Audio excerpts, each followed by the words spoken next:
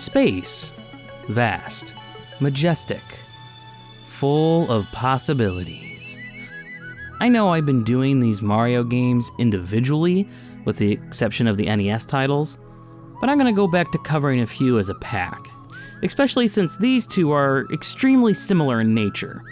So let's start off, shall we, in the year of our Lord, 2007. A phone. Feeling of the Tesla Roadster. Now that we're hearing today about a 27% drop in the... Pelosi, Speaker of the House of Representatives. My name is Optimus Prime. This is Sparta! Silencio, old man. Congratulations. I am loving. Jesus Christ!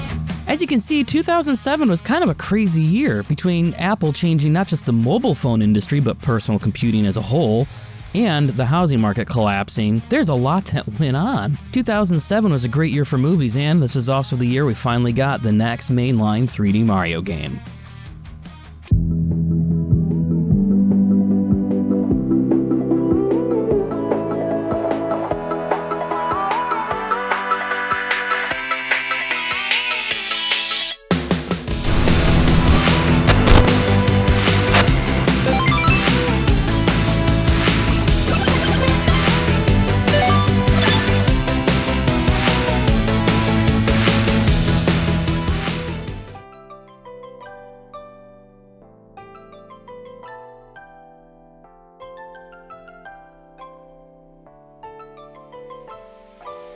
The Nintendo 64 and GameCube eras had not been particularly kind to Nintendo. In the 1980s, Nintendo was king of the castle. They were video games. To some parents back in the day, no matter what you had, whether it be a Nintendo or Sega or a handheld of any kind, they were all just Nintendos, even these rinky-dink Tiger Electronics. Nintendo was synonymous with video game console, just like Kleenex has become synonymous with facial tissue. Except sadly, this association wouldn't last. By the mid-1990s, during the 16-bit era of video games, Sega had taken a significant amount of market share away from Nintendo, and showed there was room for more than one rooster in the henhouse. In 1995, 16-bit consoles were becoming old news, and 32-bit was becoming the talk of the town, with the promise of 3D graphics. Thus Sony entered the market with their PlayStation. They got in for two reasons. One, they were supposed to be partners with Nintendo, then Nintendo backstabbed them and worked with Philips instead, so some at Sony really wanted to stick it to them. And two, they wanted to get a device into the living room as their business was expanding from just producing consumer electronics to becoming a multimedia production house as well. The PlayStation was a way to expand their presence into the consumer's entertainment center. In the 16-bit era, Sega gave Nintendo a run for their money with the Genesis. And with the dawn of 3D console gaming, the PlayStation really ate Nintendo's lunch. Even though the Nintendo 64 was a 64-bit console and had a little more punch compared to Sony's 32-bit PlayStation. The N64 was a lot harder to develop for. Plus, their choice to stick with cartridges made the games that much more expensive and restricted their capacity. This ended up costing Nintendo their hold on exclusives from developers like Square and their RPGs. They switched to develop only for the PlayStation so they could make the game they really wanted to make, since discs could hold more information. And on the consumer level, even though the two systems were similarly priced, the games in the PlayStation were a lot cheaper since they were cheaper to manufacture and easier to develop. In the end, Sony sold over 100 million PlayStations to Nintendo's 33 million N64s. When it came time for the next generation of consoles in 2001, Nintendo had even more competition, with Microsoft entering the fray with the Xbox. While some in Microsoft were interested in entering the gaming space for gaming, the main reason they entered the hardware business was to curtail Sony's lead into the living room. There's an interesting story about how the Xbox was pitched. Bill Gates was originally on board with the idea of a game console since it was going to run a version of Windows. Well, the team figured out that wasn't really going to work that well, so they designed a closed system box that was going to be really, really good at running video games. Now this all-purpose box they had pitched to Bill. The Xbox team had a meeting with Bill Gates and Steve Ballmer. Bill's reaction to what the Xbox team had pitched was,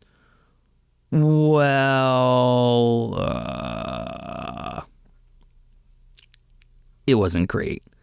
Bill was pissed. Not just because it wasn't going to run Windows, it appeared he had a complete change of heart about the whole thing and was just railing on the Xbox team. This went on for hours, and each time a member of the team tried to defend the project and their design decisions, Bill and Steve would simply shut it down and continue berating them.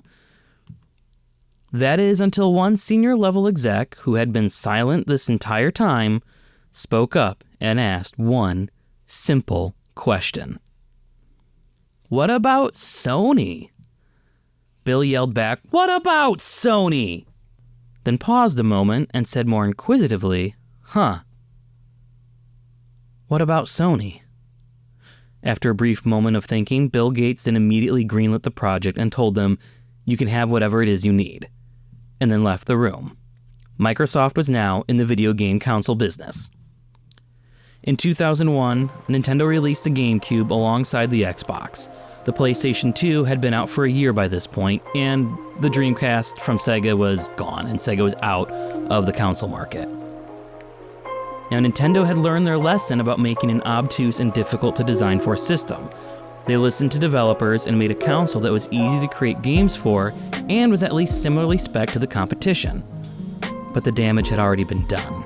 The PS2 was well established, and Microsoft had money to burn to market and establish the Xbox brand. Nintendo, once the market leader, was now eating the competition's dust as they ran laps around the Big N. Once the insider, they were now peering in from the outside, wanting to be part of the inner circle. Nintendo's response, though, wasn't to try and compete on Sony's or Microsoft's level. They just didn't have the money and expertise to do that. They would need to play on their own terms. So in 2001, when Nintendo and Microsoft were getting ready to launch their consoles, a pilot by the name of Tom Quinn was shopping around a motion controller he had invented. Originally, he wanted it to be used on airplanes, as he came up with the idea when flying his private plane in the late 1980s. He thought a motion controller would be a great way to navigate an aircraft through 3D space, or, the real world. After a decade of development, he showed it to the airplane industry, and they were not convinced. He retooled the idea and showed it to video game console manufacturers instead. He started with Microsoft and Sony, and they both passed. Actually, they passed really, really hard. The Xbox team was so rude to Tom during this presentation that another Microsoft executive had to personally apologize to Tom for their behavior. And Ken Kutaragi, the father of the PlayStation, didn't even open his eyes for Tom's presentation. He simply asked Tom after the presentation, "Could you manufacture this for 50 cents? Tom's obvious response was, no. This left Nintendo. When Nintendo saw it, there was a brief, heated discussion amongst the staff, until one exec said something to all of them, and then there was silence. Not speaking Japanese, Tom had no idea what was being so vehemently discussed or what was said to silence that discussion. They just turned to him and then said, "We'll buy it." This would become the core for their next console, the Wii. In 2002, longtime Nintendo president Hiroshi Yamauchi stepped down, and Satoru Iwata became the president of Nintendo. He would be the first president of Nintendo who was not a family member of the original founder of the company, and more interestingly, came from being a developer and not from a business background, giving him a different perspective on how to run the company. Knowing he couldn't match Sony and Microsoft's budgets and couldn't compete head-to-head to them with their hardware specs, Iwata decided it was time to focus not on core gamers, but everyone else. He wanted to redefine who a gamer was, and the Wii did just that. It was a console that anyone could pick up and play. It was made to be intuitive and accessible, large part in thanks to Tom's motion controller idea. It was a gamble, and it paid off. The Wii sold like gangbusters. While I was able to get one 4 or 5 months after release, it was years before they were consistently available on store shelves without selling out the moment they were stocked. This brought Nintendo back on top. It wasn't the most powerful or highest performing console, but it was one of the most liked. It was novel, it was interesting, and most importantly, it was accessible. The general public loved it. Retirement homes even bought it so the old folks could play Wii Sports. This is truly a console for the entire family.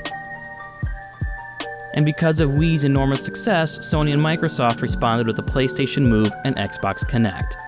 But neither matched the affinity of Nintendo's choice to centralize their console completely around motion control, even if technically speaking the tech was more advanced than Nintendo's. The Big N once again reigned supreme. So when it came to designing the next Mario game, this accessibility focus was a factor into the game's design decisions. But Nintendo just didn't want it to be accessible. They also wanted it to be innovative, despite the Wii's underpowered hardware. Designing the game with these two attributes in mind is what would give us not just one, but two of the most beloved Mario games of all time.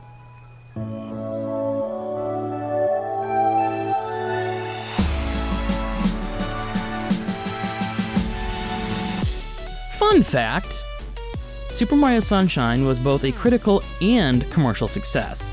It was the third best-selling GameCube game with 6.28 million copies sold, which is double the amount of the fourth best-selling GameCube game, The Wind Waker, with a little more than 3 million copies sold.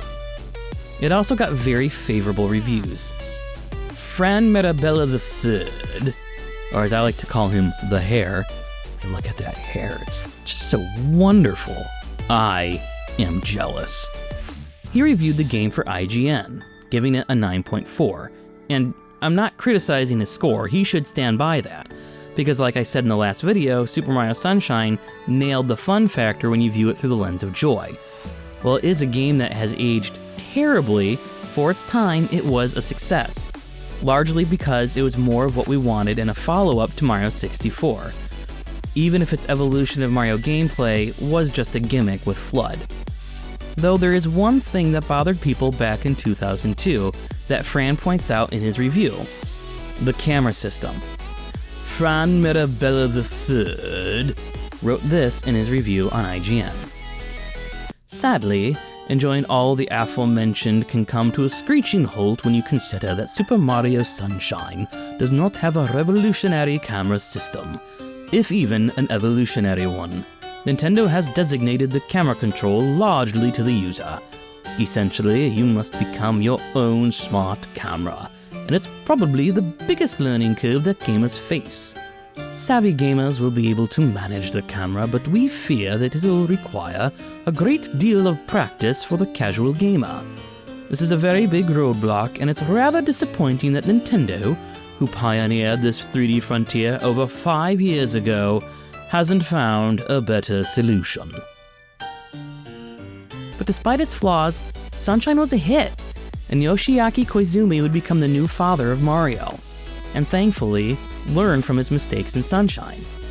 When it came to the next Mario game, Koizumi wanted to create something that would be both accessible and innovative. He believed he could accomplish this with one simple idea. Balls! Or spheres. He wanted to create a Mario game where the courses would be designed around spherical platforms. This is inspired by the Mario 128 tech demo that he was in charge of creating for the GameCube back when that was announced.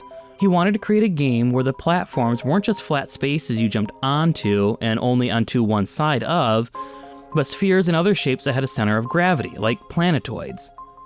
This would be both innovative and accessible. Koizumi noticed that the biggest barrier to entry in the 3D Mario games was that camera control.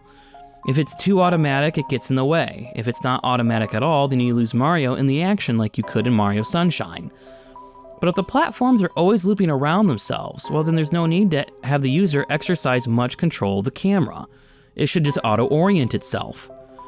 He had a very hard time communicating this idea to his team. He wanted something innovative with these new spherical platforms while also simplifying the gameplay. Specifically those pesky camera controls. The team just wasn't getting it. Their main response to it was, "What are you saying?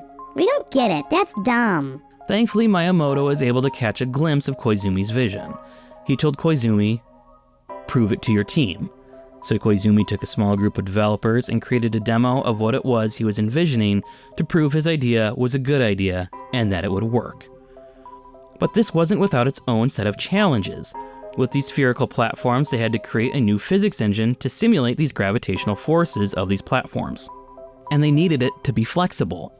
Some platforms would be sphere-shaped, some would be cylinders, some would be normal planes like the Mario 64 courses, some would be crazy custom shapes, and some would have alternating gravity within the same area. There was a lot to figure out, and their solution was ingenious. They created custom gravity field shapes to fit whatever need they had, and it worked really well. I won't go into the technical details, but there is a really great video on this subject by Michael Jasper Ashworth. I highly suggest you check it out. He gets into more of the technical details. The link will be in the description. So with the spherical platform concept now proven by his team, they began work. The spheres became planetoids and the Mario game was to be set in space. And in November of 2007, Super Mario Galaxy released on the Wii, to even greater critical praise than its predecessor. Super Mario Galaxy is an absolute joy to play. Where Sunshine failed, Galaxy vastly improved and made up for those mistakes. Where Sunshine had a gimmick with FLUDD, Galaxy innovated with its gravity system and fun level mechanics. Mechanics mainly revolving around balls, or spheres. You have big balls, small balls, sticky balls, glass balls, gravity balls, and rock balls, or spheres. In all seriousness, the level design for Super Mario Galaxy is mwah. While it appears at first that they simply took those secret levels from Mario Sunshine and turned it up to 11, it's more than that. They had variety.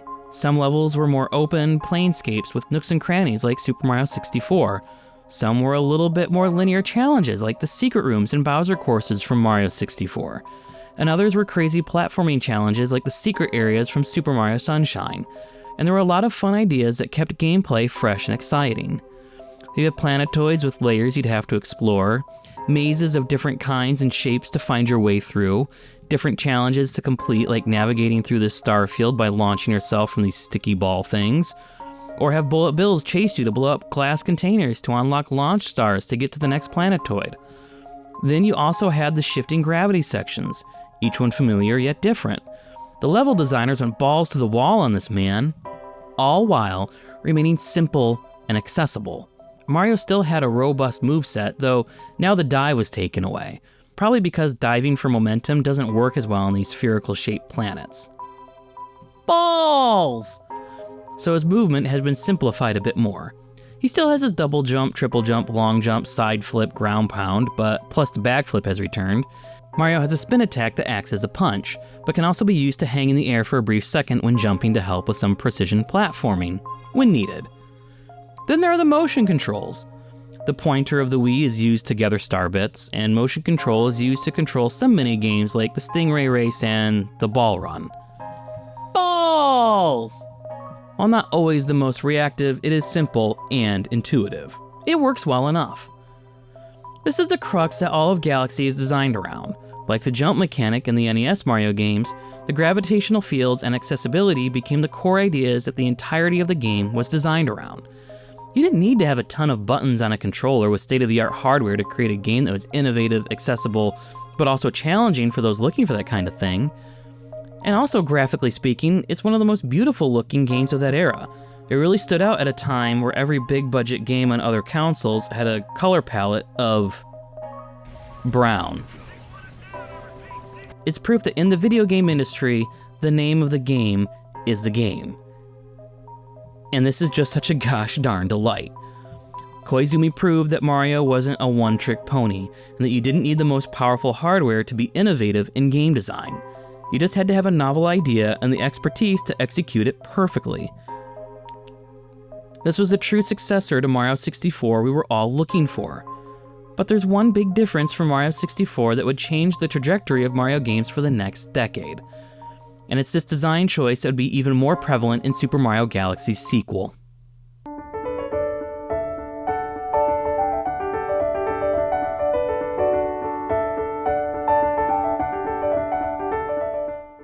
Super Mario Galaxy was a huge success.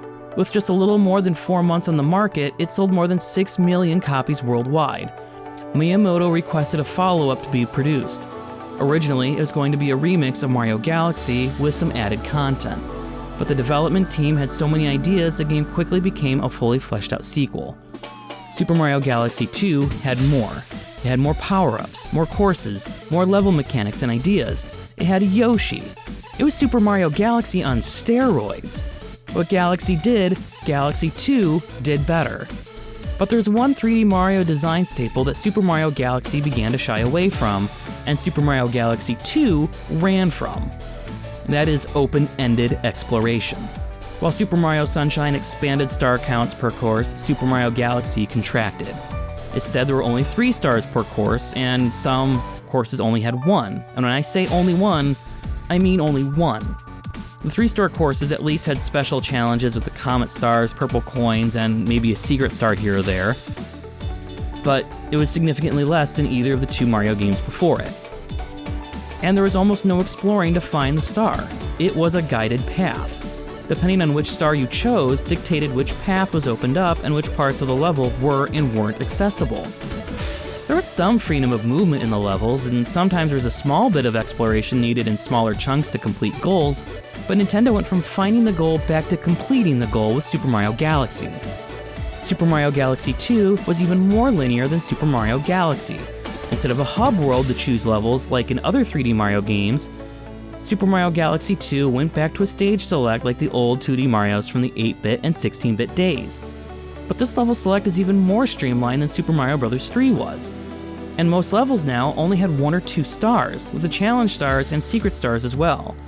But now it was incredibly linear with very little reason to go back to explore previous courses. While the mechanics were novel, the world of Mario was constricted. The design team were taking plays from the old 2D Marios and making it work for the new 3D Mario games. Exploration was becoming less and less the focus. The perk to this was more coherently designed levels, with unique ideas that could be introduced, turned, amped up, and then twisted around itself to keep the player interested. In the more open-ended courses like Mario 64 and Sunshine, they were designed more like playgrounds. You had an interesting jungle gym here and another fun slide there, but it left little creativity in creating fun one-off mechanics and platforming challenges. This would be the design philosophy of Mario for the next 7 years. He would be brought back to his linear NES roots. Get from point A to point B with minimal exploration and even less secrets to find. This is neither a good or bad thing, it just was what it was. Most overlooked this retraction in Mario design because the levels were so well designed and the mechanic ideas were so good it was easy to not really miss that exploration factor. These games are just such a delight, it's hard to nitpick.